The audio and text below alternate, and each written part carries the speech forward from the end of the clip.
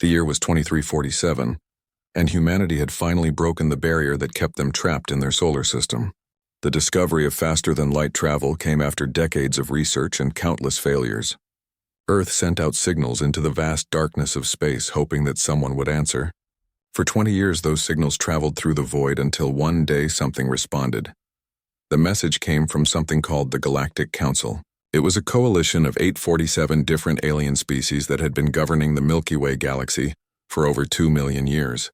Their central station was called the Nexus, and it was located deep in the galactic core. The message was simple and direct. Humanity was invited to send a representative to discuss their potential membership in the galactic community.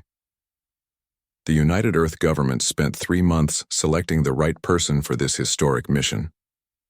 They chose Daniel Green, who was a veteran, diplomat in his late 50s with gray hair and sharp eyes that had witnessed decades of negotiations on Earth.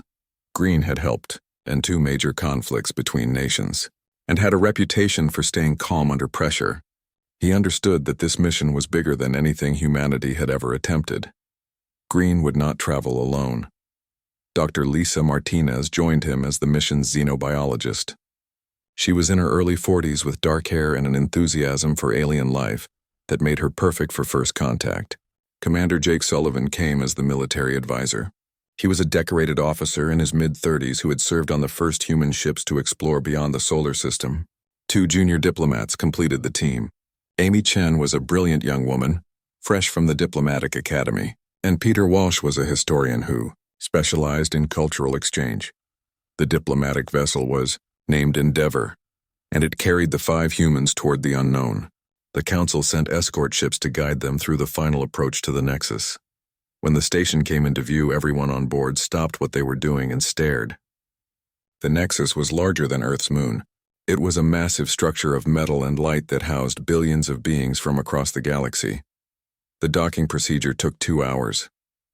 Council officials met them at the airlock. The aliens were unlike anything humans had imagined. Some walked on 2 legs while others floated or crawled. Some breathed the same air as humans while others wore environmental suits. The chief greeter was a tall being with blue skin and forearms who introduced itself as Coordinator Vess. It spoke through a translation device that converted its clicks and whistles into perfect English. Vess led them through corridors that seemed to stretch forever. The Nexus was a city and a government center all in one. Markets filled with alien goods stood next to official buildings. Citizens of 1,000 worlds went about their daily lives. Green and his team were taken to their quarters in the diplomatic wing. The rooms were designed for humanoid species and had been adjusted to match Earth's atmosphere and gravity. The first formal meeting was scheduled for the next day. Green spent the evening reviewing everything humanity knew about the Galactic Council. The information was limited but concerning. The Council claimed to maintain peace across the galaxy, but their methods were authoritarian. Member species followed strict rules and protocols that had been established over millions of years. Younger civilizations were expected to accept guidance from older ones. The meeting chamber was enormous. Thousands of council representatives sat in curved rows that rose toward the ceiling. At the center was a platform where Green and his team stood. The leaders of the council sat in elevated positions above everyone else. High Arbiter Zex Thor of the Krell Empire spoke first. He was a reptilian being with scales that reflected the light and eyes that showed no warmth. Next to him sat Prelate Vorm of the Ascendancy Collective, who appeared more diplomatic but equally distant. Green delivered his prepared speech. He spoke about humanity's journey from a single world to a spacefaring civilization. He talked about Earth's art and music and literature. He mentioned the struggles and conflicts but emphasized how humanity had learned from its mistakes. He explained that Earth wanted to join the galactic community as an equal partner, ready to contribute and learn. The council listened in silence. When Green finished, Zex Thor spoke. His words were translated, but the contempt came through clearly. He called humanity a young and dangerous species. He listed Earth's wars and environmental damage as evidence of human recklessness. He said that species like humanity had appeared before, and they always caused problems for the established order. Vorm was slightly more diplomatic, but his message was the same. He proposed that humanity accept probationary status. Earth would be allowed limited contact with other species, but would remain under council oversight for the next 1,000 years. During this time, humanity would prove itself worthy of full membership. Vorm made it sound reasonable, but Green understood what it really meant. Earth would become a vassal state with no real autonomy. The next 2 weeks were filled with meetings and negotiations. Green tried every approach he knew. He appealed to logic and emotion. He offered compromises and asked for alternatives. Lisa Martinez presented scientific data showing humanity's achievements. Commander Sullivan demonstrated Earth's peaceful intentions. Amy Chen and Peter Walsh worked with lower-level council officials trying to build support. Nothing worked. The council had already made its decision. They saw humanity the same way they had seen dozens of other young species. Humans were primitive and needed to be controlled. Green realized that the council's invitation had never been about partnership. It was about asserting dominance over a potential threat. 3 weeks into the mission, Green made his decision. He called for a final meeting with the council leadership. He stood on that platform again, and this time his words were different. He thanked the council for their hospitality, but he could not accept their terms. Humanity would not surrender its sovereignty. Earth had not traveled to the stars only to kneel before ancient powers that demanded submission without respect. He said that humanity wanted friendship with the galaxy, but would not beg for it. If the council could not treat Earth as an equal, then humanity would make its own way among the stars. The chamber erupted in reaction. Some council members seemed shocked while others appeared angry. Zexthor's scales darkened and his voice became harsh. He called Green's words an insult and a threat. Vorm tried to salvage the situation, but Green knew it was over. Commander Sullivan sensed danger and moved closer to his team. Lisa Martinez felt the mood in the chamber shift from hostile to something worse. Amy Chen and Peter Walsh stayed close together as alien security forces entered the room. Zexthor declared that the meeting was ended. He said the council would deliberate on humanity's future. Green and his team were escorted back to their quarters. This time armed guards stood outside their doors. Sullivan tried to send a message to Earth but discovered their communications were being jammed. They were prisoners on an alien station millions of light years from home. That night, Green could not sleep. He stood at the window of his quarters and looked out at the stars. He thought about Earth and wondered if he had made the right choice. He could have accepted the council's terms and bought humanity time, but he knew that would have been the beginning of the end. A species that surrenders its freedom for safety loses both. 3 days passed with no word from the council. The human delegation was confined to their quarters. Food was delivered, but no one spoke to them. Commander Sullivan prepared for the worst while Lisa Martinez tried to maintain hope. On the 4th day, Coordinator Vess arrived with a message. The Galactic Council had reached a judgment. Ambassador Daniel Green was charged with crimes against galactic peace. He was accused of spreading discord and threatening council authority. The penalty had been decided. Green asked what would happen to his team, and Vess said they would be sent home. But Green's fate was sealed. The execution would be public and it would be broadcast across the galaxy. The footage reached Earth before the Endeavor did. Someone on the Nexus had recorded the execution and transmitted it through channels the Council could not block. Within hours, every device on the planet displayed the same horrific images. Daniel Green burning alive while alien powers watched. His final words became a rallying cry that echoed across every nation and city. The reaction was immediate and unprecedented. Millions of people poured into the streets. In New York and London and Tokyo and Mumbai and Lagos, the crowds gathered holding signs and chanting demands for justice. Governments that had been divided on dozens of issues suddenly found themselves united. Political leaders who had spent years arguing about Earth's direction now spoke with one voice. President Helen Carter watched the protest from her office window. She had been elected on a platform of peaceful expansion into space. She believed in diplomacy and cooperation, but the Council had made those beliefs impossible. They had shown humanity exactly what the galactic community thought of them. Earth was expected to submit or die.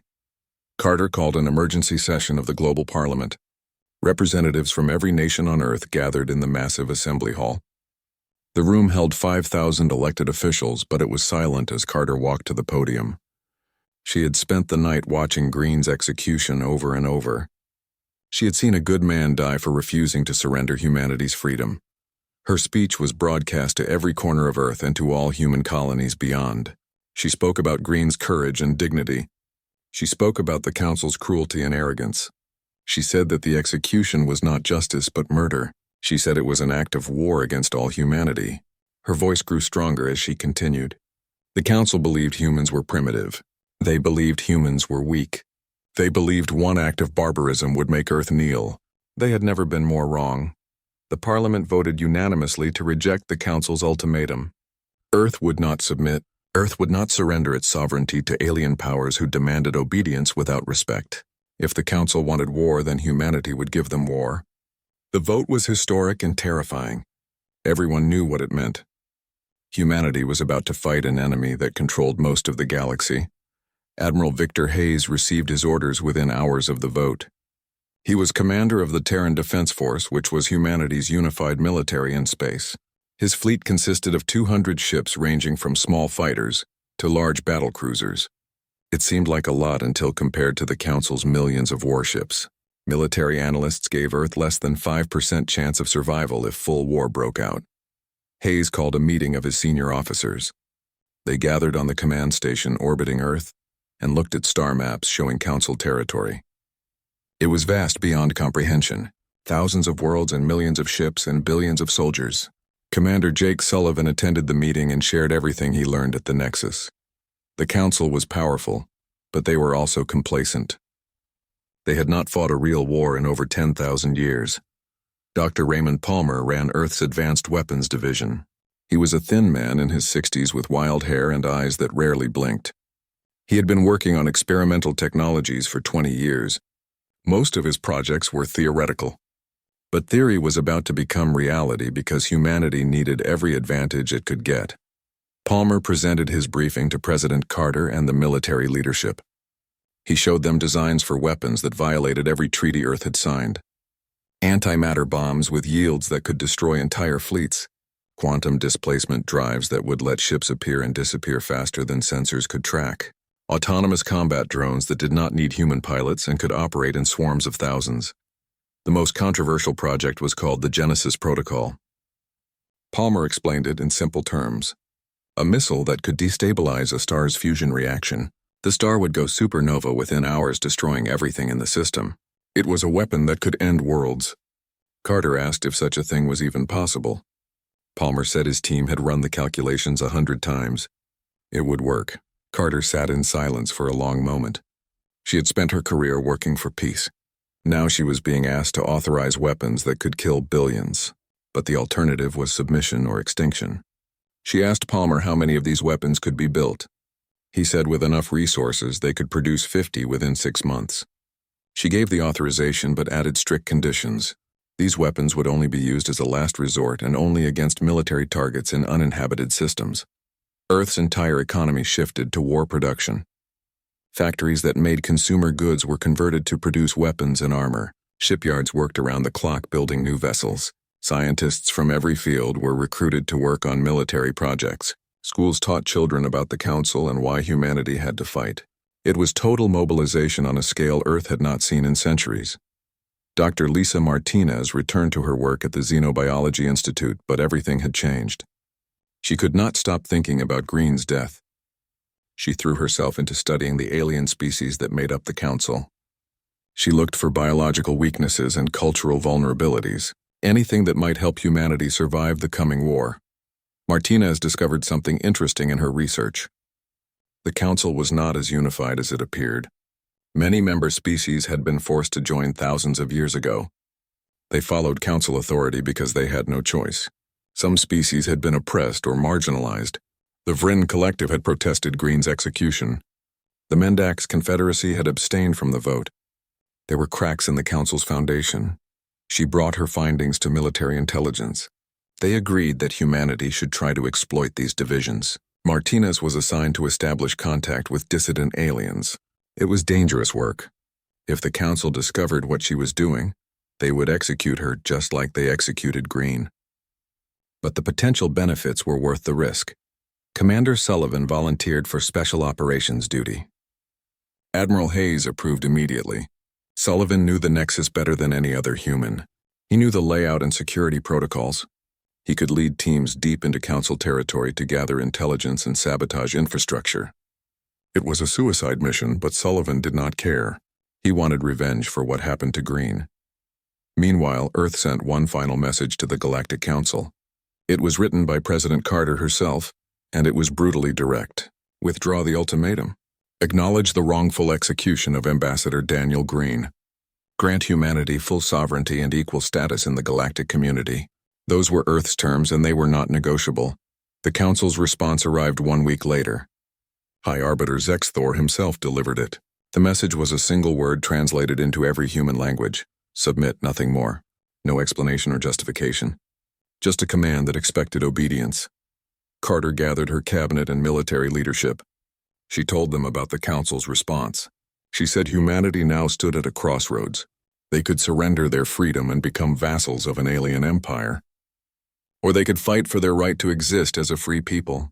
She knew which choice she would make, but this decision belonged to all humanity. The vote was held across Earth and every human colony.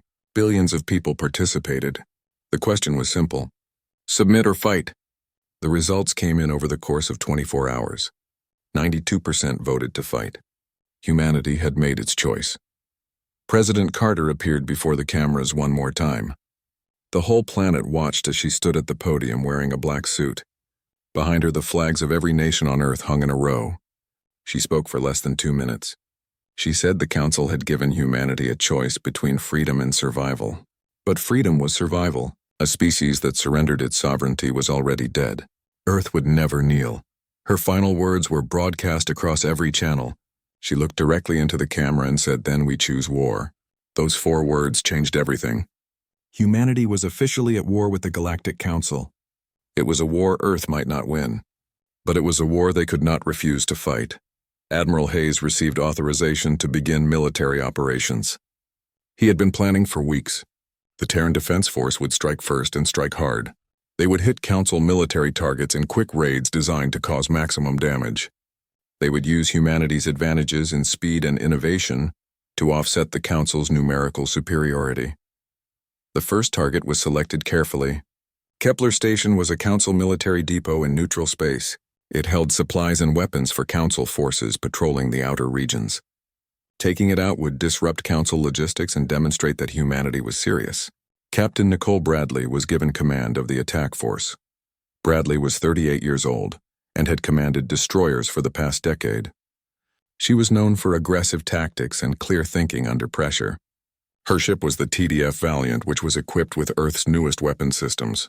11 other ships would accompany her. They would face a Council garrison of 40 vessels. The odds were terrible, but Bradley had never backed down from a fight. Sullivan shipped out with a special operations team. Their mission was to infiltrate a Krell military complex and steal data about Council fleet deployments. It was classified at the highest level. Even Admiral Hayes did not know all the details. Sullivan hand-picked his team from volunteers who understood they might not come back.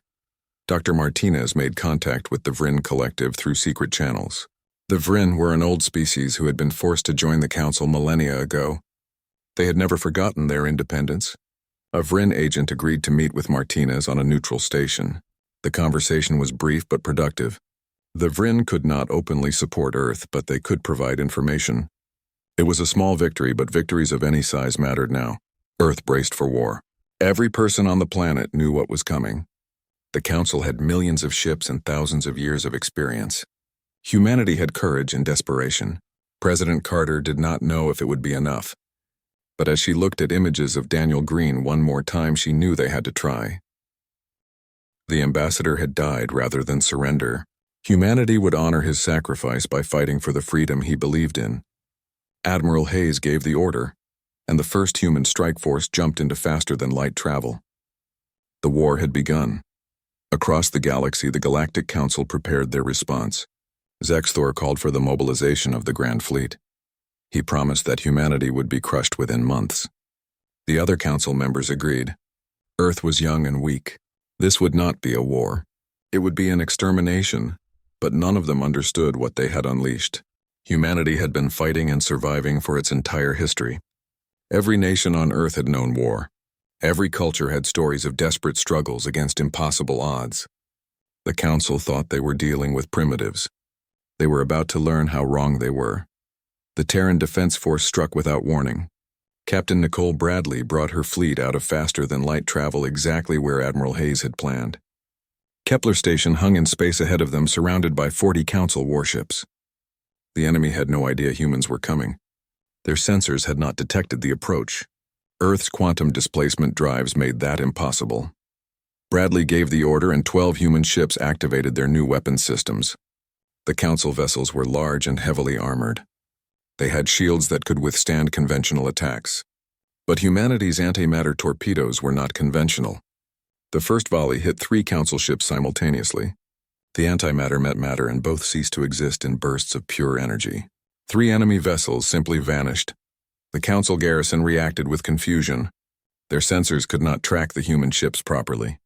The quantum drives made each vessel appear to be in multiple locations at once. Council targeting computers locked onto phantom images while the real human ships moved freely. It was technology the Council had never encountered, and they had no defense against it. Bradley's tactical officer was Lieutenant Kevin Harris. He coordinated the drone swarms that launched from every human ship. Thousands of small autonomous drones filled the space around Kepler Station. Each one carried enough explosives to damage a Council vessel. They moved with coordinated precision that seemed almost alive. Council point defense systems tried to shoot them down, but there were too many coming from too many directions. The battle lasted 3 hours. Human ships danced through the enemy formation using speed and unpredictability. Every time a Council ship tried to target them, the humans had already moved. The antimatter torpedoes punched through shields like they were paper. The drone swarms overwhelmed defenses through sheer numbers. Kepler Station's defensive platforms were destroyed in the first 30 minutes. Council ships tried to retreat, but Bradley had positioned her forces to block escape routes. The enemy commander sent desperate requests for reinforcement, but the nearest Council fleet was 6 hours away. By the time help could arrive, the battle would be over. One by one, the Council vessels fell. Some were destroyed outright, others were crippled and left drifting in space. When the last enemy ship exploded, Bradley ordered her forces to destroy Kepler Station itself. Antimatter torpedoes turned the massive depot into expanding clouds of debris. Supplies meant to support Council forces for months were gone in minutes. The human fleet jumped back into faster-than-light travel before reinforcements could arrive. Total human casualties were 0. Council losses were 38 ships and 1 major military installation. News of the victory reached Earth within hours. President Carter watched the battle recordings with a mixture of relief and dread. Humanity had won its first engagement, but this was just the beginning. The Council would not take this defeat lightly. Admiral Hayes was already planning the next strikes. 2 more attacks were scheduled within the week. The second battle happened at Meridian Gate, which was a major transit point for Council military traffic. Commander Jake Sullivan had provided intelligence about the location from his time on the Nexus. Captain Ryan Lewis led the attack with 15 ships. The Council had a garrison of 50 vessels guarding the gate. Lewis used the same tactics that worked at Kepler Station. Quantum drives and antimatter weapons and drone swarms combined to overwhelm the enemy. This time the Council was slightly more prepared. They had received warnings about human capabilities after Kepler Station. Their ships tried to spread out and avoid clustering together. But it did not matter. Human forces were faster and more aggressive. Lewis pressed the attack without mercy. The battle lasted 4 hours and ended with Meridian Gate destroyed and 43 Council ships reduced to wreckage. Third target was Proxima Relay, which was a communication hub that connected 12 Council sectors. Taking it out would blind Council forces over a huge region of space. Captain Bradley volunteered to lead this mission as well. She took 18 ships against a Council defense force of 60 vessels. The odds were worse, but Bradley had become humanity's most successful combat commander. She knew how to win. Proxima Relay was better defended than the previous targets. The Council had installed additional weapons platforms and doubled the garrison. But they were still thinking in terms of traditional warfare. They expected human ships to attack in formation. They expected predictable tactics. Bradley gave them chaos instead. Her ships appeared from multiple directions at once using quantum displacement. The Council Defense Force tried to respond, but human drones were already swarming their positions. Antimatter torpedoes found gaps in their defensive formations. Bradley's tactical team had studied every recording of Council combat doctrine. They knew exactly where the weaknesses were. The battle for Proxima Relay was the hardest fight yet. Council forces managed to damage 2 human ships, forcing them to retreat. But the price they paid was devastating. 55 Council vessels were destroyed. Proxima Relay was reduced to floating debris. Communications across 12 sectors went dark. Human casualties were minimal but not zero. 17 crew members died when their ship took fire. They were the first human combat deaths of the war. High Arbiter Zexthor convened an emergency council session. He had promised that humanity would be crushed easily. Instead, Earth forces were winning every engagement. 3 major installations destroyed. Over 130 Council ships lost. 0 human ships destroyed. The numbers were impossible, but they were real. Zexthor demanded explanations from his military commanders. They had no good answers. Human technology was more advanced than intelligence reports suggested. Human tactics were unlike anything in Council military doctrine. Human crews fought with an intensity that seemed almost insane. They took risks that no rational species would take. And somehow those risks kept paying off. Prelate Vorm suggested opening negotiations, but Zexthor refused to consider it. He said the Council could not show weakness to a species that murdered their ships and destroyed their stations. He ordered the mobilization of the Grand Fleet, which was an armada of over 2,000 warships. It would take weeks to fully assemble, but once ready, it would sweep human forces from space. Meanwhile, Commander Sullivan and his Special Operations team infiltrated a Krell military complex on the edge of Council space. They used stolen identification codes that Dr. Martinez had obtained from her Vrin contacts. The complex held strategic data about Council fleet deployments and defensive positions. It was heavily guarded, but Sullivan had trained for this kind of mission his entire career. The infiltration took 3 days of careful movement through enemy territory. Sullivan's team consisted of 8 specialists who knew they might not survive. They breached the complex's security using electromagnetic pulse devices that disabled sensors. Inside, they found exactly what they were looking for: complete records of Council military capabilities and deployment schedules, including plans for the Grand Fleet Assembly. The data was copied onto secure storage devices. Sullivan knew this information could change the course of the war. But getting out would be harder than getting in. Alarms started blaring as they made their way back to the extraction point. Krell security forces converged on their position. Sullivan's team fought a running battle through the complex corridors. 2 team members were killed covering the others' escape. Sullivan made it out with the data and 5 surviving operators. Their ship jumped into faster-than-light travel seconds before Krell warships could intercept. The mission was a success, but the cost was high. Sullivan transmitted the stolen data to Admiral Hayes and then requested permission to return to the field immediately. He was not done fighting.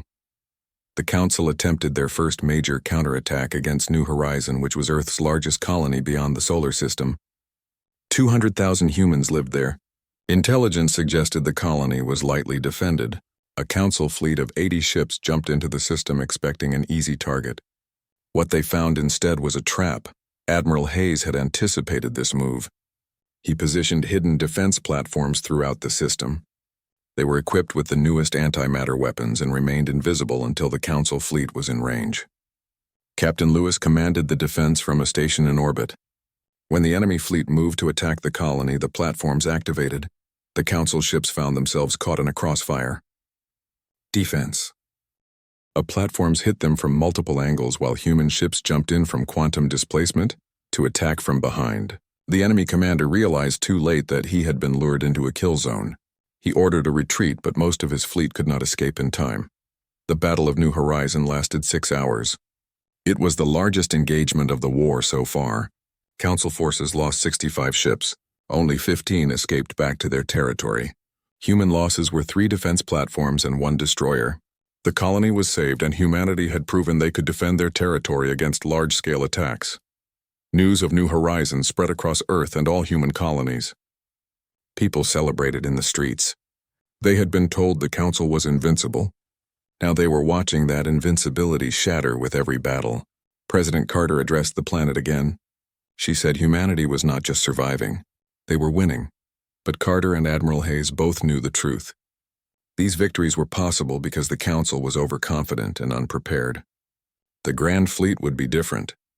When those 2,000 ships arrived, they would not make the same mistakes. Earth needed more time to build defenses and develop better weapons. They needed every advantage they could get. Dr. Raymond Palmer worked around the clock on the Genesis Protocol weapons. The first units were almost ready for deployment. He ran final tests and made adjustments. These weapons represented the ultimate deterrent, the ability to destroy entire star systems. Palmer did not sleep much anymore. He knew what his creations could do, and the knowledge haunted him. President Carter authorized Palmer to complete 50 Genesis Protocol weapons. She also authorized something else. Information about these weapons was deliberately leaked to Council intelligence through channels that seemed accidental. Earth wanted the Council to know what humanity now possessed. The threat might be enough to pause their advance. High Arbiter Zexthor received the intelligence reports about human star-killing weapons. His advisors debated whether it was real or a bluff. Some argued that no species would develop such destructive capability. Others pointed out that humanity had already demonstrated technological capabilities beyond what anyone expected. Zexthor dismissed it as propaganda. He refused to believe primitives could threaten entire star systems, but other council members were not so certain. The Vryn Collective expressed concerns. The Solari Union questioned whether continuing the war was wise. Even some Krell military commanders suggested caution. Zexthor overruled them all. The Grand Fleet would launch as planned. Humanity would be crushed and the Council's authority would be restored. Admiral Hayes looked at the strategic projections. The Grand Fleet would reach human space within 3 weeks. Earth had won every battle so far, but those had been against divided and unprepared forces. The Grand Fleet would be different. It would be the greatest test humanity had ever faced. Hayes gave orders to recall all ships and begin defensive preparations. The real war was about to begin. The intelligence reports about humanity's star-killing weapons spread through Council space like wildfire. High Arbiter Zexthor insisted it was propaganda meant to create fear. He said primitives could not possibly possess such devastating technology. But his military advisors were not convinced. Humanity had already demonstrated capabilities that exceeded Council expectations. The possibility that humans could destroy entire star systems could not be dismissed. 3 major Council species made an unprecedented decision. The Vryn Collective withdrew their ships from the Grand Fleet. They issued a statement saying the war had gone too far. The Solari Union followed within hours. They called for immediate ceasefire and negotiations. The Mendax Confederacy pulled their forces as well. They said the execution of Ambassador Daniel Green had been a mistake, and continuing the war would only make things worse. The Grand Fleet suddenly found itself with far fewer ships than planned. Instead of 2,000 vessels, only 1,200 remained. It was still a massive force, but the defections sent a clear message. The Council was fracturing. Species that had followed orders for millennia were now questioning their leadership. Zexthor raged against the betrayal, but he could not force the dissident species to return. His authority was crumbling. Despite the reduced numbers, Zexthor ordered the Grand Fleet to proceed. He put his most trusted commander in charge. Admiral Krenth was a Krell officer who had served for over a century. He had never lost a battle. Krenth looked at the tactical data about human capabilities and felt concerned. These primitives fought like nothing he had encountered before, but he had 1,200 ships under his command. Numbers would prevail even against superior tactics. The Grand Fleet jumped toward human space. Their destination was Earth itself. Zexthor wanted humanity's homeworld destroyed. He believed that killing their planet would end human resistance forever. The fleet moved through Council territory gathering supplies and reinforcements. They expected to reach Earth within 2 weeks. Admiral Victor Hayes watched the enemy approach through long-range sensors. Every human ship had been recalled to defend Earth. The Terran Defense Force numbered 300 vessels now. New construction had increased the fleet size, but it was still vastly outnumbered. Hayes knew this battle would determine humanity's survival. If Earth fell, the war was over. President Helen Carter spoke to the planet one final time before the battle. She stood before the cameras wearing a military uniform instead of her usual suit. She said that humanity faced its greatest test. 1,200 enemy ships were coming to destroy Earth, but humans had never surrendered in the face of impossible odds. They had faced extinction before and survived. They would survive this too. The Grand Fleet arrived at the edge of the solar system. Admiral Krenth deployed his forces in a massive formation. designed to overwhelm human defenses through sheer firepower. He sent a final message to Earth demanding immediate surrender. President Carter's response was brief. She said humanity would never kneel. The battle began. Human ships met the Grand Fleet beyond Mars orbit. Captain Nicole Bradley commanded the first wave with 50 vessels. She used the same tactics that worked in previous battles. Quantum displacement drives made her ships appear in multiple locations. Drone swarms launched in their thousands. Antimatter torpedoes found their targets with devastating accuracy. But the Grand Fleet was different from previous enemies. Admiral Krenth had studied human tactics. His ships spread out to minimize the effectiveness of area weapons. They used overlapping fields of fire to destroy drone swarms before they could close. They adapted their formations in real time, responding to human movements. The Council had learned from their defeats.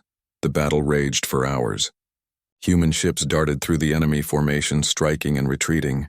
Council vessels pressed forward with relentless determination.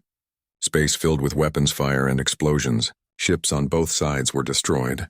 Bradley lost a third of her force but inflicted heavy casualties on the enemy. She pulled back to regroup as the second wave moved forward. Captain Ryan Lewis led 60 ships against the Grand Fleet center.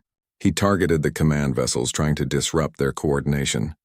The Council responded with concentrated fire that overwhelmed several human ships. Lewis watched his tactical display as friendly contacts disappeared one after another. The Grand Fleet was pushing toward Earth and nothing seemed able to stop them. Commander Jake Sullivan commanded a special strike force of 30 ships. His mission was to hit the Grand Fleet from behind while they focused on the main human force. Sullivan brought his ships in fast, using quantum drives to avoid detection. They struck at the enemy supply vessels and support craft. Dozens of Council ships were destroyed before they realized they were under attack from a new direction. The battle continued through the night. Earth's population watched from the ground as lights filled the sky. Explosions were visible even from the surface. The sounds of distant impacts echoed across continents. Every person on the planet knew their fate was being decided above them. Children huddled with their parents. Adults watched the news broadcasts with growing fear. Some prayed. Others simply waited. Admiral Hayes coordinated the defense from his command station. He watched as human casualties mounted.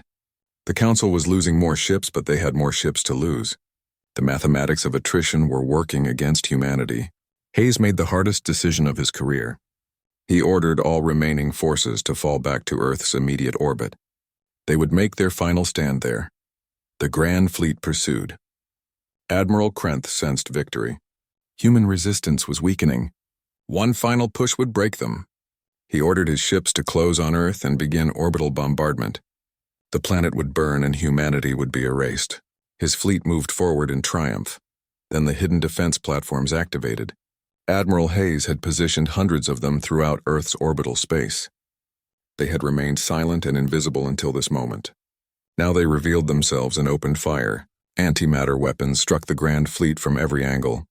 Council ships found themselves in a kill zone with no escape. Captain Bradley rallied her surviving ships and attacked from one side. Captain Lewis hit them from another. Commander Sullivan's strike force came in from behind. The Grand Fleet was surrounded and caught in crossfire. Admiral Krenth tried to reorganize his forces, but human attacks came too fast from too many directions. His formations collapsed into chaos. The battle reached its peak intensity. Hundreds of ships fought in close quarters around Earth. The orbital platforms continued firing without pause. Human ships pressed their advantage with desperate courage. Council vessels began to break formation. Some tried to retreat. Others fought on with grim determination. The Grand Fleet that was supposed to crush humanity was being torn apart. Admiral Krenth's flagship took multiple hits. His command center filled with smoke and alarms. He realized he had lost. The humans had lured his entire fleet into a trap. His ships were being destroyed faster than they could respond. He sent the order to retreat, but it was too late for most of his force. Only a fraction would escape. President Carter stood in the military command center watching the battle turn. Human losses were terrible. Over 40% of the defense fleet was gone. Thousands of crew members had died. But the Grand Fleet was broken. Council ships were fleeing in disorder. Earth was saved. She felt relief and grief mixing together. They had won, but the cost was staggering. Then the reports came in. High Arbiter Zexthor was sending a final message. Council long-range weapons platforms were moving into position. They would bombard Earth from beyond the range of human defenses. Zexthor intended to destroy the planet even if it cost him the rest of his fleet. It was spite and madness, but he had the power to do it. President Carter looked at Dr. Raymond Palmer, who stood nearby. She knew what had to be done. She gave the authorization she had hoped would never be necessary. Palmer activated the Genesis protocol. A single human ship carrying the star-killing weapon jumped to a system on the edge of Council space. The target was uninhabited, but it held a major Council supply depot. The weapon was deployed. It entered the star and began its work. The star's fusion reaction became unstable. Energy output increased exponentially. 6 hours later, the star exploded in a supernova. The supply depot and everything in the system was vaporized instantly. The explosion was visible across a dozen sectors. Every species in the galaxy saw what humanity had done. The message was clear. Earth could destroy stars. Humanity possessed weapons that could end entire worlds. Continue this war and Council systems would start dying. Zexthor received the reports and felt something he had not experienced in decades. Fear. The primitives were not bluffing. They had the power to kill stars, and they had just proven it. The remaining Grand Fleet ships ceased all operations immediately. Zexthor's weapons platforms powered down. A message came from the Council. Prelate Vorm had taken emergency authority. He removed Zexthor from power in an unprecedented vote. The Council was requesting an immediate armistice. They wanted to negotiate. The negotiations were held on a neutral station. Admiral Hayes and Commander Sullivan represented Earth's military. Dr. Lisa Martinez joined them as humanity's voice of science and diplomacy. The Council sent a dozen representatives led by Prelate Vorm. The alien looked older somehow, as if the war had aged him. Vorm spoke first. He said the Council had been wrong about humanity. They judged Earth by the age of its civilization and assumed youth meant weakness. They did not understand that human youth made them stronger and more adaptable. They did not realize that humanity's history of conflict had taught them how to fight and survive. The Council had made a terrible mistake. The treaty took weeks to negotiate. Humanity demanded full sovereignty and recognition as an equal power. They demanded a permanent seat on the Council's Security Assembly with veto authority. They demanded reparations for the war and formal apology for Ambassador Daniel Green's execution. The Council agreed to everything. They had no choice. Earth had proven it could defend itself and possessed weapons that threatened everyone. A monument was erected at the Nexus in Daniel Green's honor. It stood in the same chamber where he had been executed. The inscription read that here fell a human who refused to kneel, and from his sacrifice a free humanity rose. Representatives from across the galaxy came to see it. Green became a symbol not just for humans, but for every species that had ever been forced to submit. Earth did not dismantle its military. Admiral Hayes built the Terran Expeditionary Force, which patrolled human space and ensured no power would threaten Earth again. The Genesis protocol weapons remained in secure storage. Their existence guaranteed humanity's safety. Every potential aggressor knew that attacking Earth meant risking total annihilation. 20 years passed. The Galactic Council was transformed. It became more democratic and responsive to younger species. Old protocols that demanded absolute obedience were reformed. Species that had been oppressed for millennia began to find their voices. And at the center of this change was the human delegation, led by Commander Jake Sullivan, who had become Earth's chief ambassador. On the anniversary of Green's death, Sullivan stood before the Council and delivered a speech. He said humanity did not seek the war. They wanted only dignity and respect. When that was denied and one of their own was murdered, they showed the galaxy who they really were. They were survivors. They were innovators. And they would never let anyone make them kneel again. The chamber filled with acknowledgement. Some species applauded. Others expressed respect in their own ways. The human delegation stood together representing a species that claimed its place among the stars through courage and sacrifice. Earth was no longer a primitive world begging for acceptance. It was a power in its own right. President Carter, who was now in her 70s, looked at images of Ambassador Daniel Green. His death had changed everything just as he said it would. Humanity had been forced to fight for survival. They won that fight and reshaped the galaxy in the process. The old order that ruled for millions of years had been broken by a young species that refused to surrender. The galaxy would never be the same, and humanity would never forget the man who died so they could remain free.